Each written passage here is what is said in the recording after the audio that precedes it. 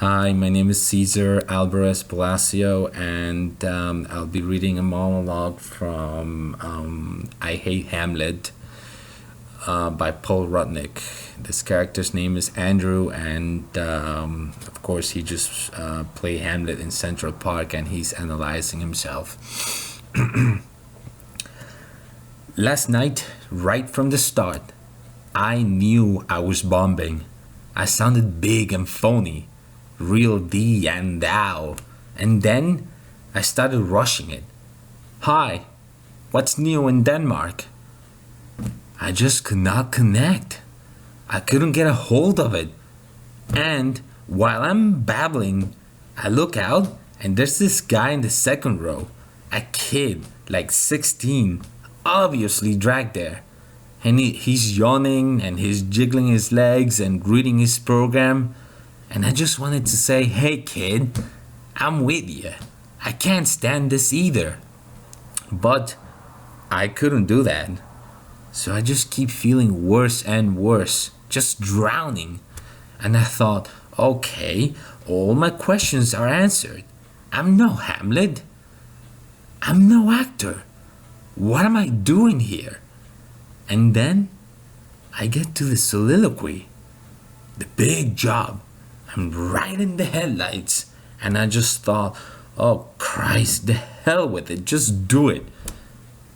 To be or not to be, that is the question. Whether 'tis nobler in the mind to suffer the slings and arrows of outrageous fortune, or to take arms against a sea of troubles, and by opposing, end them. And I kept going. I finished the speech and I look out and there's the kid and he's listening. The whole audience, complete silence, total focus. And I was Hamlet. And it lasted about 10 more seconds and then I was back in hell. And I stayed there. But for that one little bit, for that one speech, I got it. I had it. Hamlet. And only 8,000 lines left to go. So now I will be performing The Nightmare Before Christmas. I'll be performing Jack's Lament.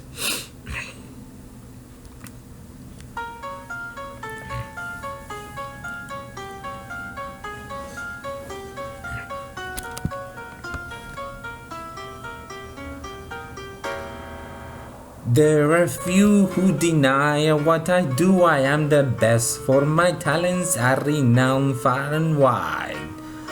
When it comes to surprises on a moonlit night, I excel without ever even trying. With the slightest little effort of my ghost-like charms, I have seen grow men give out a shriek. With the wave of my hand and a well-placed moan, I have swept the very bravest of their feet. Yet year after year is the same routine, and I grow so weary of the sound of screams. And I, Jack, the Pumpkin King, have grown so tired of the same old thing. Oh, somewhere deep inside of these bones, an emptiness began to grow. There's something out there far from my home, a longing that I've never known. I'm a master of fright and a demon of light, and I'll scare you right out of your pawns. To Gar in Kentucky, I'm Mr. Unlucky, and I'm known throughout England and France.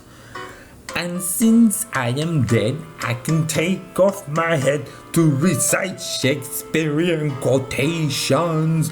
No animal, no man can scream like I can with the fury of my recitations. But who here would ever understand that the Pumpkin King with the skeleton grin would tire of his crown if they only understood he'd give it all up if he only could?